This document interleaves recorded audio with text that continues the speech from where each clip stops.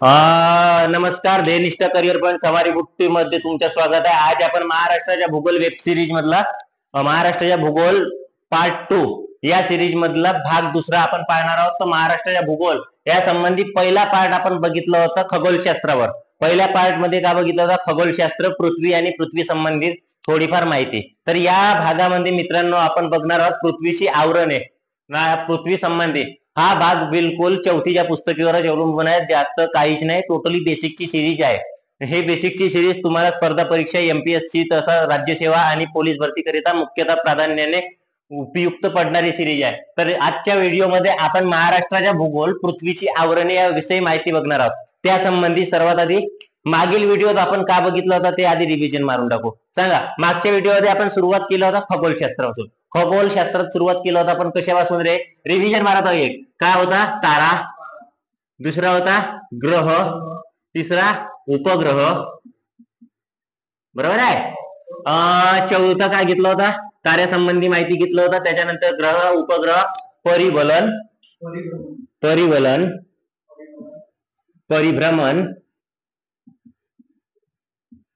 बरोबर आहे। त्याच्यानंतर आपण परिवलन परिभ्रमणासंबंधी गती। आता गती कोणत्या होत्या? एक होती दैनिक गती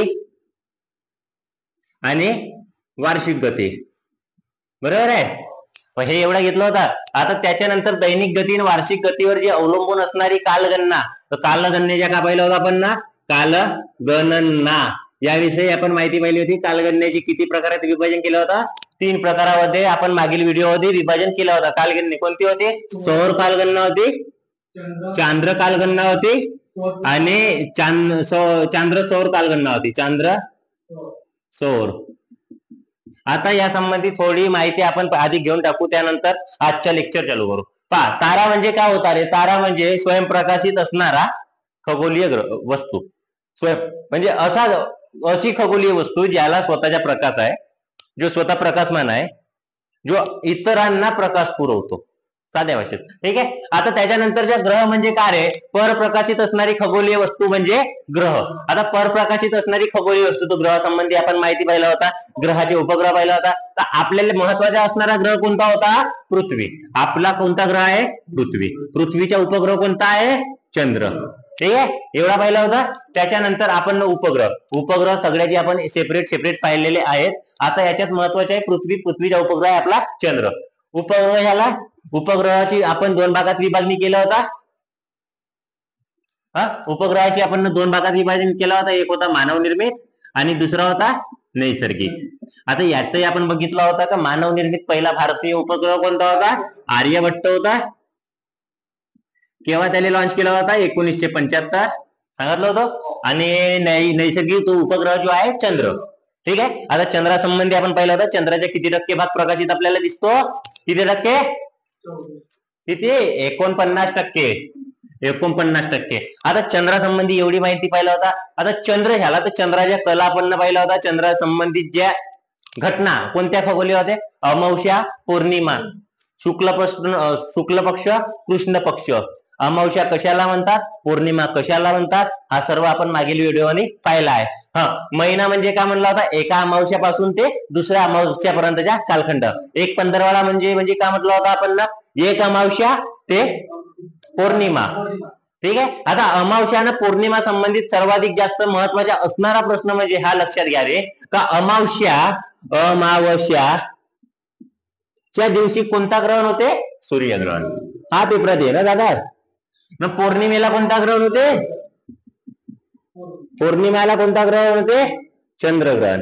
हे एवढं लक्षात घ्या, हा सगळ्यात महत्वाचे आहे। पहा, डाटा सर्व पुस्तकीत सारखाच आहे, सगळ्याची मांडणी अलग आहे, बोलण्याची पद्धत अलग आहे, सांगण्याची पद्धत एकच आहे। एक लक्षात घ्या, फक्त एक लक्षात घ्या, अमावस्येले सूर्यग्रहण होते, पौर्णिमेले चंद्रग्रहण होते। अमावस्येच्या दिवशी चंद्र संपूर्ण झाकला जातो, पौर्णिमेच्या दिवशी चंद्र पूर्ण प्रकाशित दिसतो।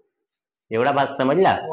एवढा आपण पाहिला। परिवलन म्हणजे परिवलनाची गती कोणती, परिभ्रमणाची गती कोणती, हे पण मागील व्हिडिओमध्ये पाहिला। आता परिवलन म्हणजे अशी खगोलीय घटना ज्यात ग्रह स्वतःभोवती फिरण्यास लागणारा कालावधी परिवलन। परिवलनासंबंधित गती कोणती होती रे? दैनिक गती। कोणती गती होती? दैनिक गती. दैनिक गती का म्हणतात? पृथ्वीला स्वतःभोवती लागणारा कालावधी, फिरण्यासाठी लागणारा कालावधी किती तासाचा आहे? 24 तासाचा. जो 24 तास होते तो होते दैनिक गती, म्हणजे 24 तासाचा आपला एक दिवस पडते.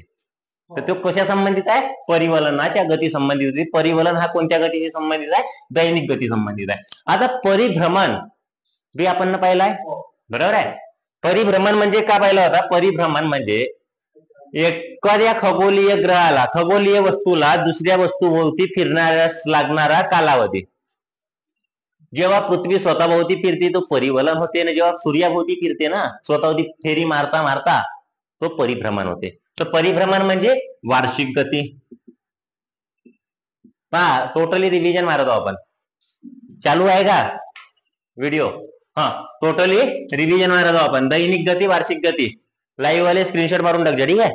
आता इकडे पाहा, हा वार्षिक गती म्हणजे का? परिभ्रमणा संबंधित असलेली गती. परिभ्रमण म्हणजे पृथ्वीला स्वतःभोवती फेरी मारता मारता सूर्याभोवती फेरी मारण्यास लागणारा कालावधी म्हणजे तुमच्या होते परिभ्रमण, ठीक आहे. परिभ्रमण, परिभ्रमणाच्या संबंधित घटना कोणती आहे रे? तुमच्या वर्ष, ठीक आहे.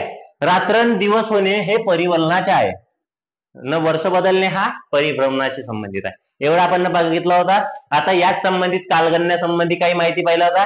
कालगणनेचे 3 भागात विभाजन केलं होतं. सौर कालगणना, चांद्र कालगणना आणि चांद्र सौर कालगणना. सौर कालगणनेत किती दिवसाचा महिना? किती दिवसाचा महिना? एक काय? सौर कालगणनेत 28, 29, 30 आणि 31, बरोबर आहे. एवढा आपण ना मागील व्हिडिओ मध्ये पाहिला होता. चांद्र कालगणनेत 30 आणि 31चा महिना असतो, आणि चांद्र सौर कालगणनेत या भारतीय पंचांगाचा उपयोग करण्यात आलाय. आता सौर कालगणनेमध्ये एक वर्ष 365 दिवसांचे असतो. 365 दिवस 6 तास.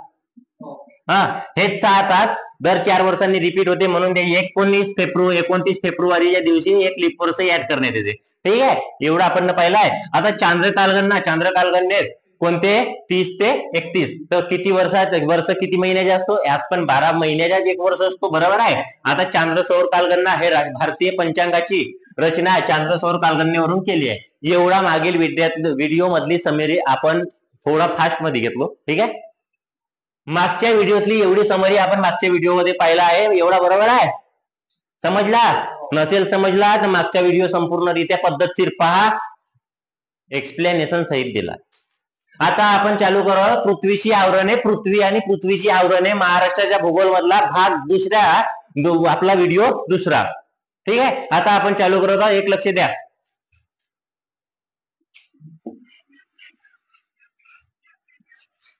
आता पृथ्वीची आवरणे, पृथ्वीची आवरणे, पृथ्वीची आवरणे बघण्यापूर्वी आपण पृथ्वी थोडीशी पाहून घेऊ. गद्दू, हे काय आहे?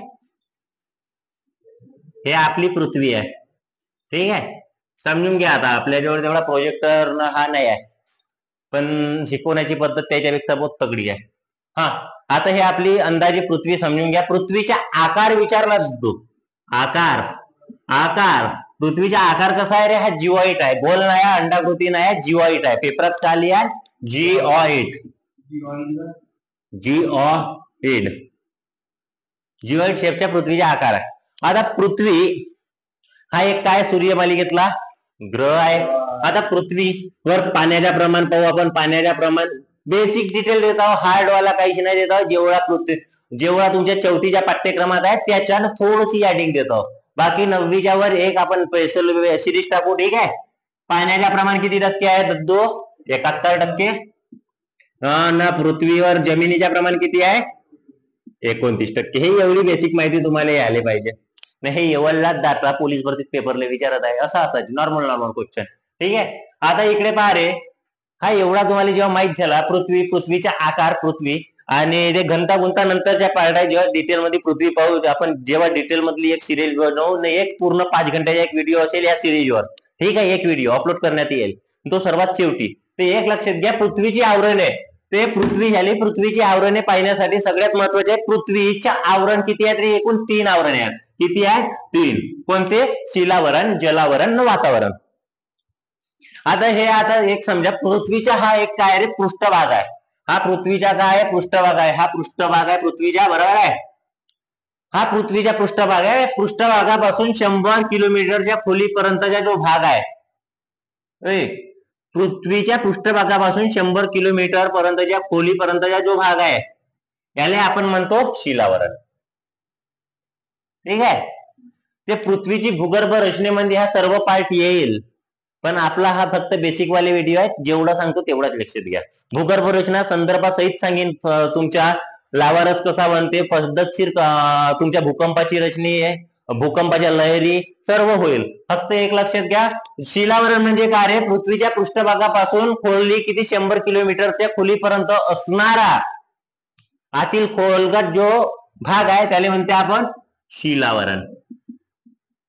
आता शिलावरणावर मुख्यतः काय मिळते तो तुम्हाला माहित आहे. काय बघा मिळते ते बी सांगण्याचे आहे का रे बाबा? काय मिळते सांगा रे. शिलावरण जमिनीच्या सखोल शिलावरणात काय मिळते? हे एवढे मूलद्रव्य भेटते, माती आहे, हे मूळ घटक आहे. आता पहा, जलावरणाचा भाग पृथ्वीवरील पाण्याचा भाग म्हणजे जलावरण. साध्या सोप्या भाषेत सांगत आहोत, जास्त काहीच नाही करत आहोत किचकटपणा. जलावरण म्हणजे काय होते? पृथ्वीवरील पाण्याचा भाग म्हणजे जलावरण, असं डायरेक्टली आपण म्हणू शकतो. बरोबर आहे. आता हा एवढा झाला जलावरण. तर जलावरण इकडे पहा रे, जलावरण हा आहे आपला जलावरण. तर पृथ्वीच्या जलावरणाच्या भागाचे पृथ्वीवर मुख्यतः पाण्याने पृथ्वीच्या किती टक्के भाग व्यापला आहे? 71%. किती? 71% भाग व्यापलेला आहे. शिलावरणाचा किती भाग आहे? 29% आहे. बरोबर आहे. आता 71% जलावरण म्हणजे पाणी आहे. तर जलावरणाचे एकूण महासागर पहा रे. पृथ्वीवर महासागराची संख्या विचारते. मुख्य महासागर किती आहेत रे? मुख्य महासागर हे पेपरला येते दादा.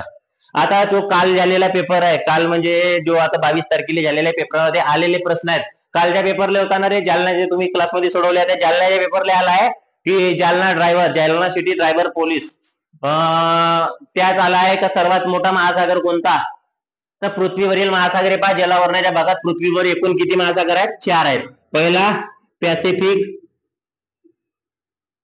पॅसिफिक महासागर, दुसरा आहे अटलांटिक, तिसरा हिंदी महासागर आणि चौथा आहे आर्टिक महासागर. ठीक आहे. तर याच्यावरच्या कालच्या जो जालना चालक शिपाई या पेपरा संबंधित आलेला प्रश्न होता, पृथ्वीवरील सर्वात मोठा महासागर कोणता? हवाला प्रश्न आलाय पॅसिफिक. एक लक्षात घ्या, तुमचे जे पेपर शीट होते पूर्ण बेसिकच्या पुस्तकीतूनच होते, बाकी कोणत्या पुस्तकीतून होत नाही. तुमच्या महत्वाचा संदर्भ म्हणजे बेसिक आहे. ठीक आहे ना. आपला सर्वात मोठा इग्नोर म्हणजे बेसिक आहे. आपण इग्नोर करतो. कोण वाचन बे चौथीची पुस्तक? आता गरज आहे काढायची, मार्क काढायचे आहेत. चौथीची वाचा. इकडे बाबे जलावरणाचा भाग पहिला मुख्य भाग होता पॅसिफिक महासागर, अटलांटिक महासागर, हिंदी महासागर आणि आर्टिक महासागर. आता भारतासंबंधी कोणता आहे रे? हिंदी महासागर आहे रिलेटेड. याच्यातला सर्वात मोठा महासागर विचारला जाते पॅसिफिक महासागर. ठीक आहे. आता जलावरणाच्या आपण वैशिष्ट्य पाहिलं. मी या व्हिडिओ तुम्हाला शॉर्ट बनवून याच्यासाठी देतो 25 ते 30 मिनिटाचे, कसे टप्प्याटप्प्यात पूर्ण भूगोल टाकेन. ठीक आहे. त्याच्यानंतर प्राकृतिक भूगोलाला सुरुवात करू. हा व्हिडिओ थोडासा छोटा असणार आहे, एवढा समजून घ्या, पण छोटा पण महत्वाचा असेल. याच्यात सर्वात महत्वाचे आहे. आता हा आपण जलावरणाचा भाग पहिला बघतो. जलावरणाचा पहिला. आता आपण जो वातावरण पाहणार आहोत, पृथ्वीवरील हवेच्या आवरणाला वातावरण असे म्हणतात. पृथ्वीवरील हवेच्या आवरणाला वातावरण असे म्हणतात. एक लक्षात घ्या. आता आपण बघणार आहोत वातावरण. एवढा समजला? एवढा समजला. आता वातावरण हा महत्वाचा आहे. याच्यात सर्वात जास्त पहा रे, एमपीएससी कंबाईन पूर्व परीक्षेत सर्वाधिक जास्त वातावरणाच्या घटकावर एक प्रश्न ठेवलाच असतो. वातावरणावर एक प्रश्न ठेवला असतोच. आता इकडे लक्ष द्या. वातावरण पृथ्वी भोवतालच्या हवेच्या आवरणाला वातावरण असे म्हणतात. बरोबर आहे. पृथ्वीच्या पृष्ठभागालगत हवा दाट असते, मात्र जसे उंच जावे हवा कमी कमी होत जाते, विरळ होत जाते. ठीक आहे. पृथ्वीच्या जवळ हवा एकदम दाट अवस्थेत असते म्हणते. आता एक लक्षात या रे, वातावरण झाला. तर वातावरणाचे आपण घटक पाहणार आहोत. वातावरण जसा जसा तुम्ही जात्या तसे तसे तुमचे स्तर चढत जाते. तर एक लक्षात घ्या, ए दद्दू, वातावरणात सर्वात महत्वाचा प्रश्न हा येतेच, एक स्तर, वातावरणाच्या स्तरावर. आता वातावरणाच्या स्तरावर आपण हा थोडा पाहू. वातावरण म्हणजे काय घेतलं आपण, वातावरण म्हणजे काय, व्याख्या काय ते, पृथ्वीवरील हवेच्या आवरण. ठीक आहे, पृथ्वीवरील हवेचे आवरण म्हणजे वातावरण. आता वातावरणाचे आपण घटक पाहू, ते एक लक्ष द्या.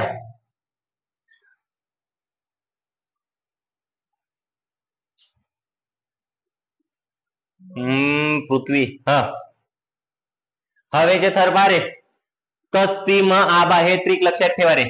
त स्ती म आ बा, हे काय आहेत, वातावरणातील थर आहेत. बे वातावरणाचे काय ते थर आहेत. त स्ती म आबा, त पाम बर, तपांबर. दुसरा काय रे, स्थितांबर, रे दो, हा मध्यंबर, मध्यम बर, आयनांबर, आय नाम बर, नहाय बाह्याम बर. हे काय पृथ्वीवरील हवेच्या आवरणातील स्तर आहेत. तपांबर, स्थितांबर, मध्यांबर, आयनांबर, बाह्यांबर. या संबंधी एक प्रश्न तुम्ही कोणतीही स्पर्धा परीक्षा द्या, शक्यतो महाराष्ट्र राज्य स्टेट गव्हर्नमेंटची एमपीएससी पूर्व परीक्षा कंबाईनची जे पूर्व परीक्षा देते, राज्यसेवा पूर्व परीक्षा देते, त्या संबंधित हा प्रश्न जशाच तसाच विचारतो.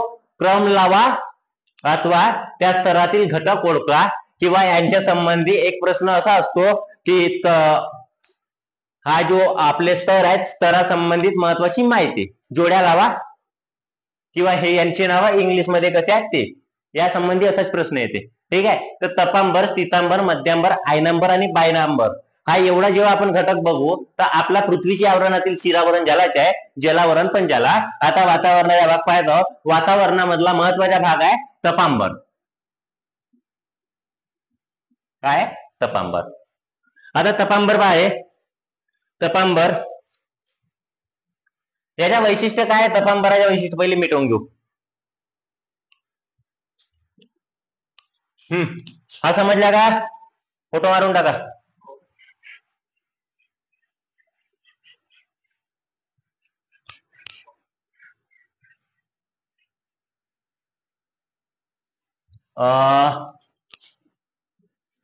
इकडे बा, आपण घेतो तपांबर.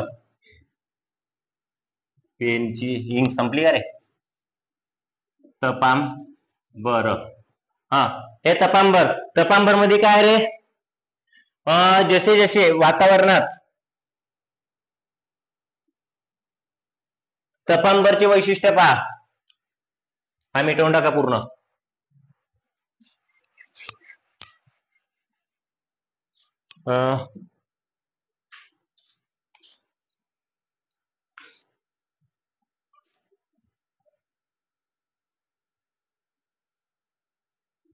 तपांबर मध्ये पृथ्वीपासून आपण जसे जसे उंच जाऊ तसे तसे तापमान कमी होत जाते. तपांबर मध्ये काय होते, उंचीनुसार तापमान कमी होत जाते. काय होते, कमी होत जाते. तपांबरामध्ये उंचीनुसार तुम्ही जसे उंच उंच जाल तसा तसा तुमच्या काय रे तापमान कमी होत जाईल. आता दुसरा पॉइंट याच्यातला एक महत्वाचा येते तपांबर मध्ये, या थराचा विस्तार किती आहे रे, तपांबरचा विस्तार 13 किलोमीटर पर्यंत तपांबराचा स्तर आहे. 13 किलोमीटर पर्यंत तुमच्या तपांबराचा स्तर आहे. त्याच्यानंतर का, जमिनीच्या पृष्ठभागापासून वरत 13 किलोमीटर पर्यंत तुमच्या तपांबर आहे. त्यानंतर यात जो तुमचे वादळ, वारा आणि पाऊस जो पडतो, आता पावसाळा सुरू आहे ना, वादळ, वारा, पाऊस याची जी निर्मिती आहे तपांबराच्या थरामध्ये होत असते. तर त्यानंतरचा भाग आहे तपांबरा संबंधी महत्वाचा,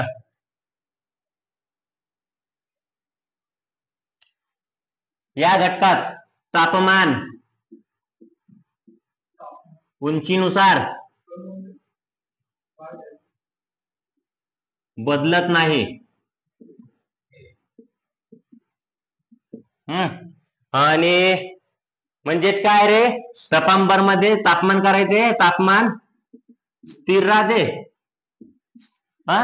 स्थिर राहते ना, बदलत नाही म्हणजे स्थिर राहते. आता त्याच्या संबंधी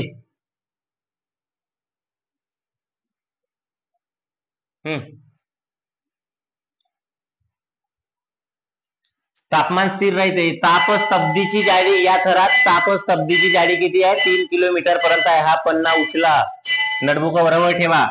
तापस्तब्धी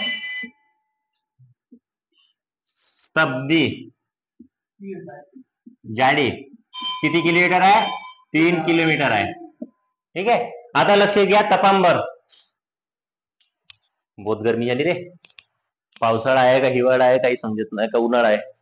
इकडे पहा, आपण वातावरणातील थरातील पहिला भाग पाहतो, तपांबर. तपांबर तपांबर तपांबर मध्ये काय, उंचीनुसार तापमान कमी होत असते.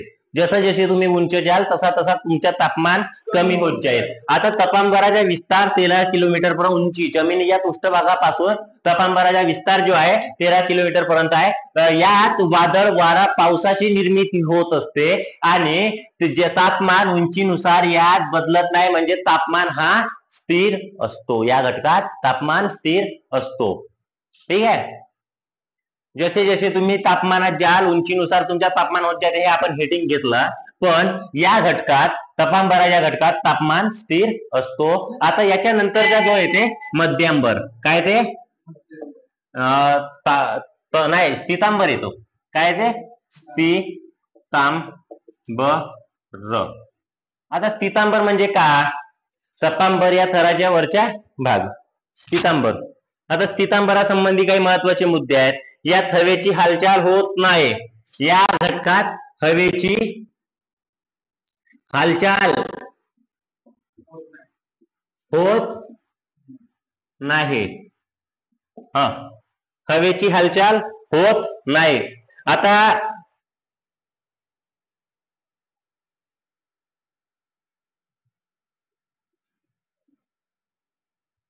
आता या थरात हवेची हालचाल होत नाही, म्हणजे याच्यात का असेल रे जास्त प्रमाणात, बाष्प व धूलीकण.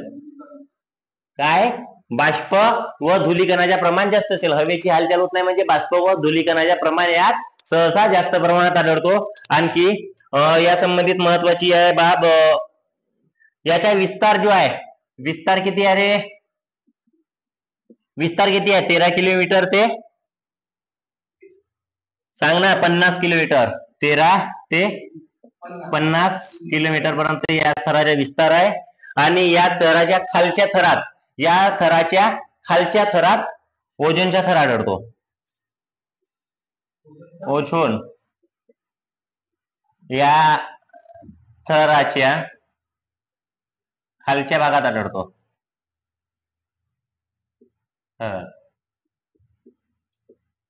ठीक आहे. आता स्थितांबर पाहिला. स्थितांबर मध्ये काय, मुख्यतः हवेची हालचाल होत नाही, बाह्य बाष्प व धूलीकण हे घटक आढळतात. या स्थितांबराचा विस्तार जो आहे 13 ते 50 किलोमीटर आहे.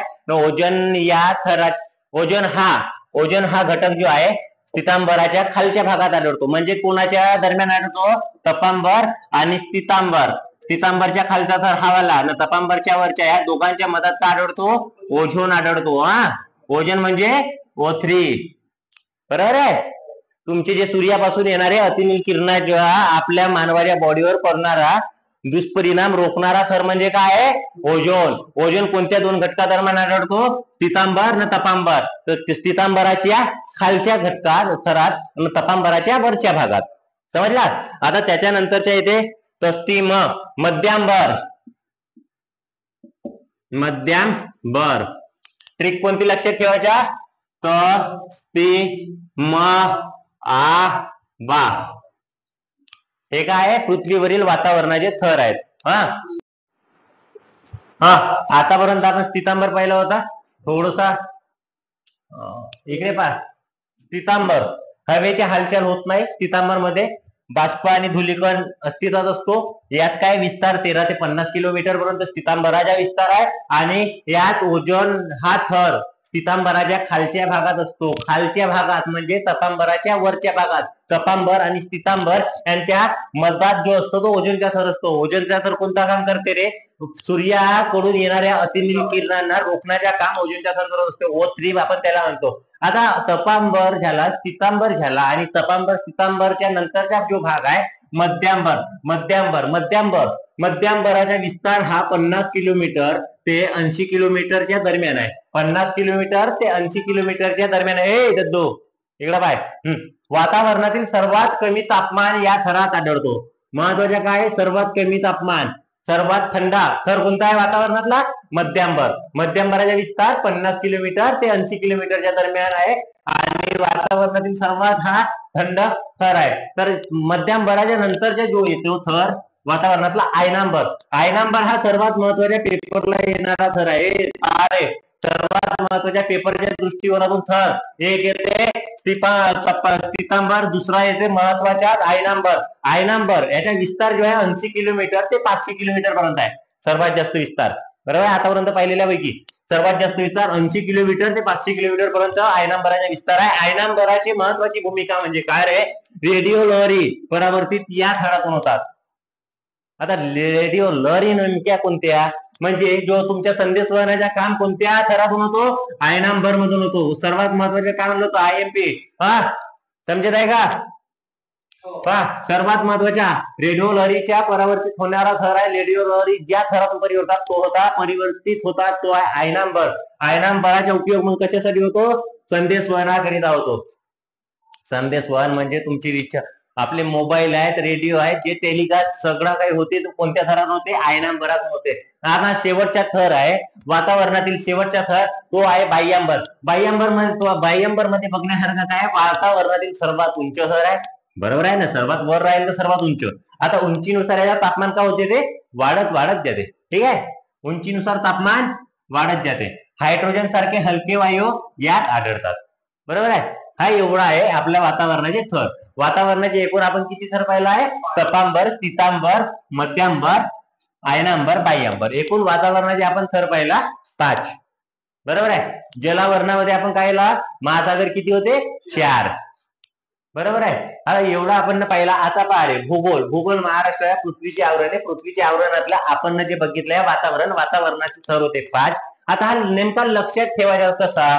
वातावरणाचे 5 थर कोणते? हा जर प्रश्न आला, विचारला, पेपर लिहायला, मग लक्षात ठेवायचा कसा? त्यांचा क्रम लावा. असा जर प्रश्न आला तर तुम्ही लक्षात ठेवाल कसा? या संबंधी एक महत्वाची ट्रिक देता. ट्रिक पहा.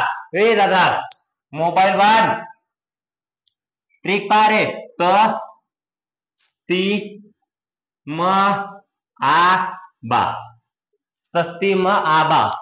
त म्हणजे तपांबर, स्ती म्हणजे स्थितांबर, म म्हणजे मध्यांबर, आ म्हणजे आयनांबर, बा म्हणजे बाह्यांबर. आता आणखी एकदा रिव्हिजन मारून टाकू. तपांबर उंचीनुसार पहा, एक लक्षात घ्या, हवेच्या उंचीनुसार जसा जसा पृष्ठभागापासून, हे आपली काय? हे आपली पृथ्वी आहे. समजा स्क्रीन मध्ये घेत आहे का? हे आपली पृथ्वी आहे. पृथ्वीपासून जसा जसा आपण उंच जाऊ, एक वैशिष्ट्य आहे, उंचीनुसार तापमान आपला कमी कमी होत जाते. ठीक आहे. आता आपण जेव्हा थराचा विचार करू, तपांबर हा जो थर आहे, इकडून पाहिले, इकडून जेव्हा आपण चालू करत आहोत 13 किलोमीटर, हा जो 13 किलोमीटर पासूनचा जो हा थर आहे तपांबराचा थर आहे, तो पृथ्वीपासून हा कोणता थर आहे? तपांबराचा. तर या तपांबराच्या थरात काय? वादळ, वारा, पावसाची निर्मिती होते. काय होते? वादळ, वारा आणि पाऊस निर्मिती कोणत्या थरात होते? तपांबराच्या थरात होते. आणि तापमान, या थराचे वैशिष्ट्य काय? की तापमान जसं आपण म्हटलं तर हवेचा तापमान जसा उंच जाऊ तसा तसा तो कमी होत जातो. या थराच्या वैशिष्ट्य काय आहे? का तापमान यात बदलत नाही. तापमान बदलत नाही. उंची किती आहे रे? 13 किलोमीटर. आता हा ज्याला आपला कोणता होता थर? तपांबर. बरोबर आहे. आता या नंतरचा थर कोणता आहे रे? याच्यानंतरचा हा जो थर आहे तो आहे स्थितांबर. आता स्थितांबर हवेची हालचाल होत नाही, या थरात हवेची हालचाल होत नाही. बाष्प, आता हवेची हालचाल होत नाही म्हणजे नेमका या थरात काय राहते? बाष्प आणि धुलीकण. काय आहे? बाष्प व धुलीकण. काय? बाष्प, धुलीकण. लक्ष द्या. ठीक आहे. आवाज येत आहे का? चेक करा. या थराचे विस्तार 13 किलोमीटर पासून 50 किलोमीटर पर्यंत स्थितांबर आहे. काय? स्थितांबर 13 ते 50, 13 ते 50 किलोमीटर पर्यंत. आता बोर्ड आपला लहान पडला त्या संबंधी माफी मागतो. ठीक आहे. 13 ते 50 किलोमीटर पर्यंत तपांबर स्थितांबराचा विस्तार आहे. तपांबर आणि स्थितांबर, स्थितांबराच्या खालच्या थरात काय आढळते रे? ओझोन वायू आढळते.